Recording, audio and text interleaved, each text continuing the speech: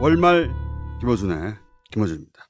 패션 세계 유일 패션 프리스트 김홍계. 오늘은 뭡니까? 자, 여행을 주제로 패션을 얘기할 때 정말 빼놓을 수 없는 게 있습니다.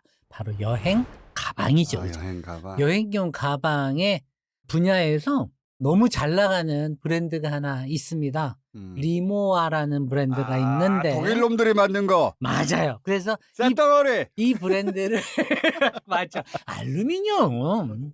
이 여행용 트렁크라는 게 19세기 중반에 다 나와요, 사실은. 1792년에 제일 먼저 나온 게 고야드란 브랜드가 있어요. 이 브랜드도 재밌어요. 프랑스와 마르땡이라는 가죽 장인이 만든 브랜드인데, 이때도 애완동물들을 기차 여행을 하면서 가져갈 수 있게 애완용 액세서리, 그 다음에 1851년 스위스의 발리입니다. 아, 발리. 네, 구두 브랜드로 알고 직접 있지만 했구나. 구두 공방에서 출발해서 여행용 트렁크와 가방으로 갔죠. 1910년에 샘소나이트라는 샘소나이트. 브랜드가 있을 겁니다. 근데 사람들이 샘소나이트가 뜻이 뭔지 잘 몰라요. 이 샘소나이트라는 회사를 창립한 사람이 누구였냐면 제시 슈웨이더라고 하는 여행용 가방 세일즈맨이었어요, 사실은. 이 사람이 제조업체를 설립을 하면서 샘소나이트가 태어났는데, 이 사람이 저처럼 항상 하나님의 말씀을 경청하고 성경을 매일매일 읽는 사람이에요. 그러다 보니까 성경 속에서 단단하고 힘있는 여행 삼손. 가방을 만드는, 그렇죠, 그런 인물로 바로 삼손을 생각하면서. 그래서 삼손 나이트예요 지금? 그렇죠. 영어에서 원래 IT가 붙으면 그 사람을 서포트한다, 그 사람을 사랑하고 추종한다, 이런 뜻으로서 샘소나이트라는 브랜드가 나왔고. 그럼 리모아도 이 시절에 탄생하나요? 그렇죠. 여기는 1898년입니다. 근데 다들 가죽으로 갔는데 얘만 특이하게 금속으로 갔어요. 금속으로 갔어요. 가방의 용어들을 한 번만 생각을 해보자고요. 자, 우리 공항에 가면 러기지, 배기지 클레임이라고 되어 있는 곳을 가서 수화물 찾는 곳에 수화물 도착소죠. 이렇게 삥삥 도는 붙이실 짐이라는 말은 한마디로 이제 트렁크입니다. 큰 거예요. 큰 짐. 큰 짐. 예전에는 주로 나무로 프레임을, 틀을 만들었습니다. 그랬을 것 같아요. 나무로. 괴짝. 그렇죠. 괴짝이죠. 괴짝. 참나무나 삼나무 같은 거. 나무를 가지고 프레임을 만들고 철사를 가지고 묶어요. 그 다음에 가죽을 덧대고. 처음에는 나무 괴짝에 출발해서 거기다 가죽을 입혔구나. 엄청 무거웠겠다. 트렁크라는 게 15세기부터 사용됐던 말이고 별게 아닌 게 불어의 통나무로 만든 상자라는 뜻의 트렁크에서 온 거예요. 여행용 가방이 아니라 여행용 괴짝이었네. 괴짝이에요. 그랬던 것이 마차 여행을 할 때 돔 형태로 해놓으면 비가 와도 빗물이 이렇게 아래로 잘 쏠려 내려오니까 그렇게 해서 200년 가까이 형태상의 변화가 없었던 거예요. 그러다가 철도라는 것이 유럽 전역에 부설되기 시작하는 1930년대부터 시작을 해서 60년대까지 프랑스에서만 12,000km가 넘는 철도가 부설이 됐던 겁니다. 그 이전까지 사람들은 여행이라고 하는 거는 아주 극소수의 사람들만이 누릴 수 있는 일종의 모험의 개념이었지, 일상에 있는 우리 같은 대중적인 사람들이 탈 것을 타고 이제껏 가보지 못한 어떤 지역을 간다거나 하는 것들이 시작이 된 건 비로소 그때부터인 거예요. 1840년대 나폴레옹 3세가 쿠데타를 통해서 황제가 되잖아요. 그렇죠. 외제니 얘기 많이 했지 않습니까? 철도를 둘러싼 국가 전체의 투기, 철도 대투기의 시대였습니다. 그러면서 12,900km의 철도가 이제 부설이 됐던 거였거든요. 그렇게 되기까지는 어마어마한 벤처 캐피털들이 쏟아지게 됐고, 그 돈을 이용을 해서 철도 회사들이 조목조목 정말 작은 곳까지 부설을 하게 되면서 오늘날 프랑스와 전 유럽은 철도의 네트워크를 갖추게 됐던 겁니다. 철도에 투자한 사람들한테 이용료를 지불했구나, 초기에는. 그렇죠. 그게 어떻게 됐냐면 은행이라는 거는 프랑스에서는 오트방크, 그래서 최고위층들, 지방의 명망가들의 재산을 가지고 운용하는 금융기관이었을 뿐입니다. 그래서 주로 프랑스 국채를 사거나 외국의 채권을 사거나 어음 할인해 주는 거 정도로 돈을 벌어요. 그때나 지금이나 담보 없이 뭐 안 해주잖아요. 그러니까 담보를 받기 힘든 아이디어만 좋은 기업가들, 이런 사람들은 대부를 받기가 어려웠습니다. 그런데 1840년대가 되면서 프랑스에 이제 본격적으로 철도 노선이 막 깔리기 시작하는 게 황제가 된 루이 나폴레옹 3세는 대통령령으로 철도 헌장도 발표하고 공공사업용 자금을 중산층들에게서 끌어내서 재순환시키는 산업은행이 크레디 모빌리에라는 게 등장을 합니다. 철도 산업은 탄력을 받게 되죠. 국가와 민간이 어떤 식으로 이제 합의를 보게 되냐면 이것도 또 대통령령으로 철도 회사들이 철도, 레일을 깔고 역을 만들고 그다음에 기차 사는 거 그건 민간 자본으로 해라. 인프라 사업은 국가가 한다. 근데 문제는 크레디 모빌리에라고 하는 투기의 원흉이고 쩐주가 이제 프레르라고 하는 그 형제인데 이 창업주와 밀접한 관계에 있었던 사람이 나폴레옹 3세의 와이프였던 외제니예요. 그래서 커미션 엄청 챙겼겠구나. 그렇죠. 간선 철도들을 만드는 그 지역의 정보들을 미리 다 알려줬잖아요. 그 투기가 날 수밖에 없었던 게 원래 민간 자본을 끌어다녀서 국영으로 사업을 할 때는 그 수익을 환수할 수 있는 기간이라는 걸 정해주지 않습니까? 그걸 대통령령으로 처음에는 46년이었던 걸 99년으로 연장을 해준 겁니다. 나폴레옹 3세가. 커미션 엄청 먹었겠어. 커미션을 못해.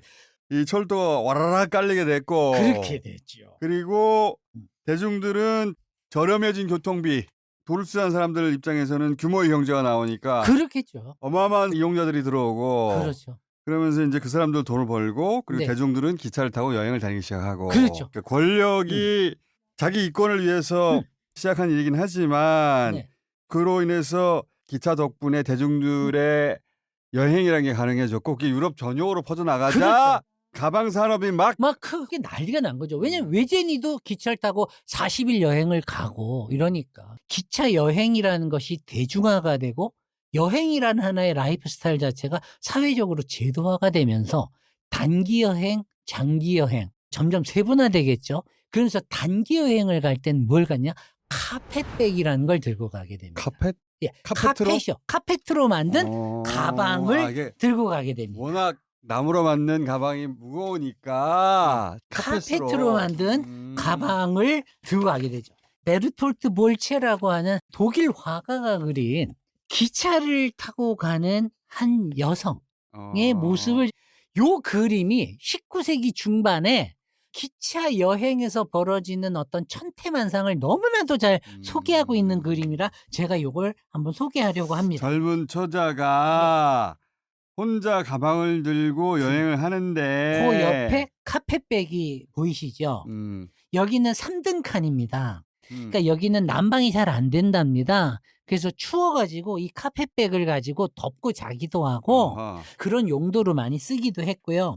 그림을 자세히 보시면 여자가 상복을 입고 있는 거 보이실 겁니다. 까만 옷 입고 있죠? 3일 전에 남편을 잃고 어머니를 뵈러 고향으로 내려가고 있는 중인데 상을 당하고 남편을 잃은 걸 귀신같이 알고 찝쩍거리는 남자들이 그러니까 지금 그 뒤에 그 뒤에 있는 한 고개를 남자 빼고 이 신사 뻐꾸기를 그죠? 날리는데 뻐꾸기를 날리고 있죠.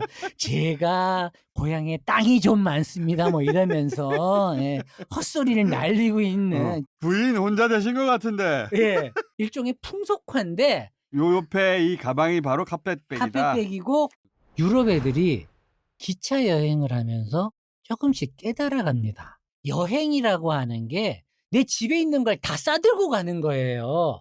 가구부터 시작해서 먹을거리도 들고 가고 다 가져가는 겁니다. 처음에는. 그런데 이걸 고깝게 본 소설가 아저씨가 한 명 있어요. 어. 프랑스의 SF 소설을 쓰고 모험 소설을 썼던 15소년 표류기라고 아십니까? 어. 80일간의 세계 일주. 그렇지. 이거는 만화로 워낙 자주 봐서 영국 신사 필리어스 포그라고 하는 사람이 세계 전체를 80일 만에 돌겠다라고 맞아. 공언을 하고 도전을 하는 거잖아요. 그때만 해도 어마어마하게 큰 트렁크를 20개, 30개씩 이렇게 들고 가야 했는데 하인한테 뭐라고 하냐면 짐은 필요 없네.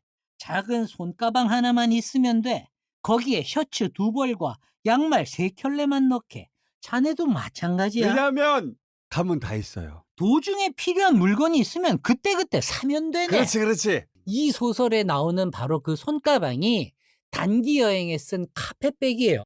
이때부터 사람들이 짐을 실른다는 개념보다 삶의 모빌리티, 이동성과 함께하는 어떤 사물로서 진화하게 되는 겁니다. 고속버스나 기차를 타면 위에도 올려놓는 칸이 있잖아요. 칸. 그렇죠. 우리가 비행기를 타도 20km 이내로 짐을 가지고 갈 수가 있잖아요. 그 수화물, 작은 가방들이죠. 이제 이런 것들이 본격적으로 등장하기 시작하는 1800년대 후반.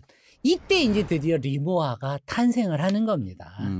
근데 왜 리모아는 가죽이 아니라 금속으로 시작한 거예요? 원래는 가죽으로 만들고 통나무 가지고 트렁크 만들었어요. 자기들도? 예. 그러다가 1937년에 공장에 불이 납니다. 그래서 다 타요. 나무하고 가죽이. 나무도 타고 원자재가 다 타서 가방을 제조하는 회사인데 문을 닫아야 되나 보다. 이 경지까지 오게 됐던 거죠. 그 화마 속에서도 유일하게 타지 않았던 것은 열쇠 부분 있잖아요. 네.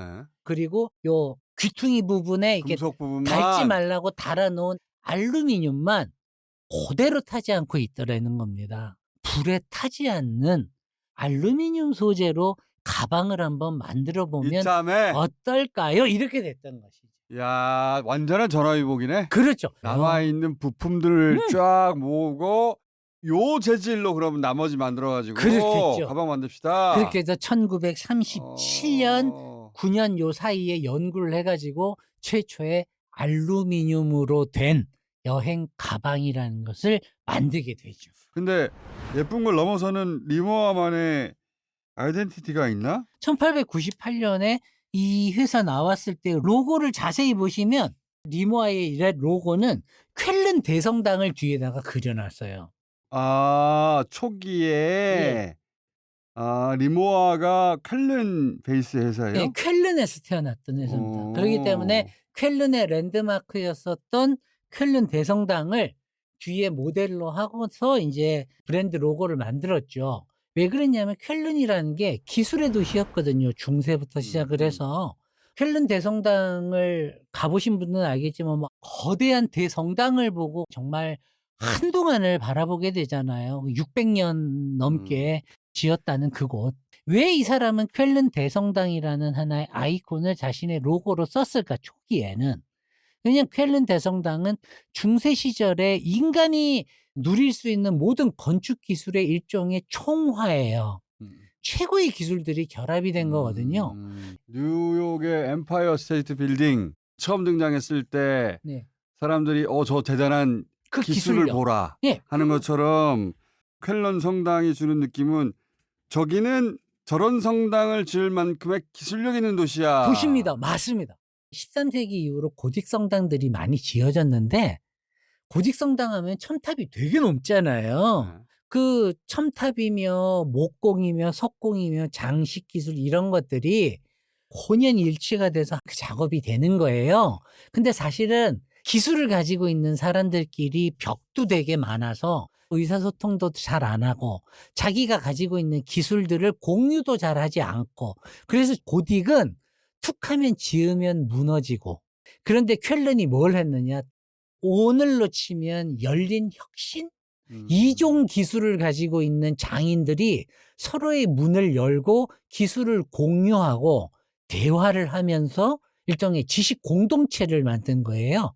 그게 이제 바우히튼 메슨이라고 하는 건데, 이게 프랑스에도 있습니다. 꼼빠뇽이라고 해서 장인들이 자신이 딱 움켜쥐고 있는 기술의 한계를 넘어서서 타인들의 지식을 흡수하고 자기 걸 나눠주면서 고도의 건물들을 짓기 시작한 거예요. 쾰른은 이 기술적 총화의 자존심의 도시 같은 것이었던 거죠. 그러니까 이 쾰른을 내세운다라고 하는 것은 자 200개의 부품을 90개의 공정이 넘는 고도의 공정에서 수제로 하나하나 만드는 가방이라고 하는 자신들만의 기술적인 아이덴티티를 보여주기 위해서 그 로컬의 서사를 결합을 해서 소개를 한 겁니다. 다른 명품 브랜드들인 디자이너 중심으로 아이덴티티가 형성된데 그렇죠. 여기는 기술 그 자체, 네.